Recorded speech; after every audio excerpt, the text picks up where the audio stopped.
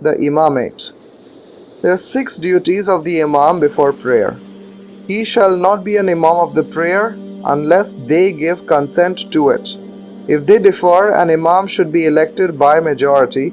If the minority are religious and good, their opinion should be followed. There is in hadith the prayer of 3 people which will not go beyond their heads: a fugitive slave, a woman whose husband is displeased with her, and a imam with whom his people are dissatisfied. There is this hadith: the prayer of these 3 people will not go beyond their heads. The imam is a guarantee for his followers. When a man is given an option between azan and imamate, he should prefer imamate, as the office of an imam is better than that of a muazzim. Some people said that azan is better as there are many merits of azan. The Prophet said, an imam is a surety for his followers and a muazzin is an object of trust. He said, the imam is an object of trust. When he bends down, the followers bend down, and when he prostrates, they prostrate. When he fulfills the prayer, it is for him and for them as well. If there is any defect in it, it goes against him and against them as well. For this reason the Prophet said, O God, show the right path of the imams and forgive the muazzins. The Prophet said, paradise becomes sure for one without account who is the imam for 7 years. He who proclaims azan for 40 years will enter paradise without account. The Prophet said, Hazrat Abu Bakr and Omar used to fix salary for the imam. The Prophet said, one day of a just ruler is better than divine service for 70 years. The Prophet said, your imams are your intercessors. Your imams are the representatives of God on your behalf. If you wish to purify your prayer, place in front the best man amongst you. Some earlier sages said, there is no better man after the Prophet. Then he learnt except the praying imams, as they stand between God and God's servants, some with prophethood, some with learning, some with prayer, the pillars of religion. By this proof the companions elected Abu Bakr as their imam. Then they said, we have considered that prayer is a pillar of religion on whom the Prophet was pleased for this prayer.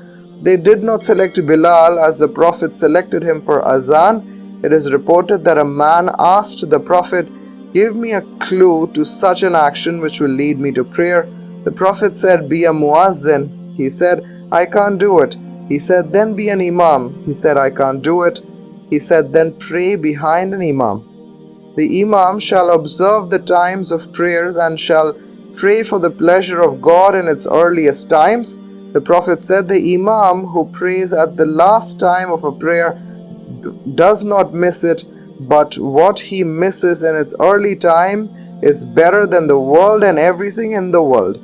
It does not good to delay prayer in expectation of a greater number of men. One day there was some delay for the morning prayer on the part of the Prophet when he was on a journey. The companions did not wait for the Prophet when he made delay in making ablution. The Prophet said, you have done better, do it always.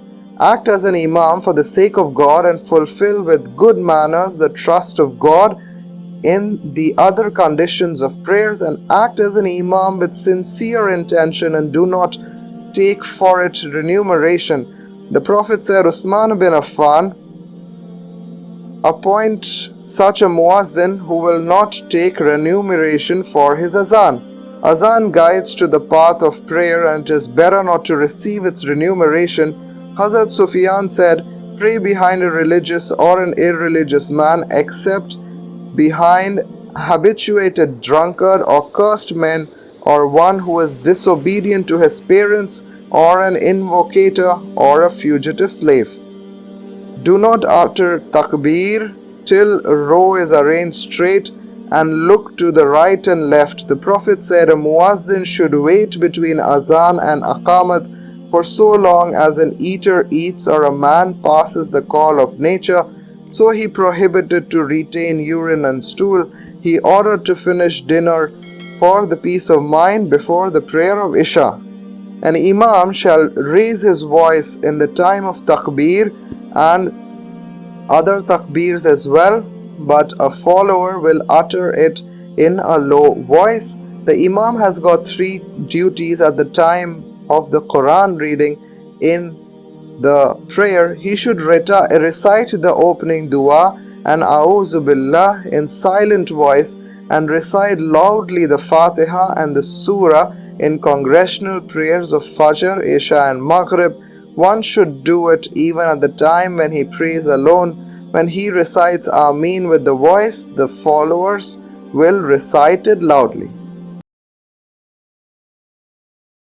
Jazakallah khair. Wassalamu alaikum wa rahmatullahi wa barakatuh.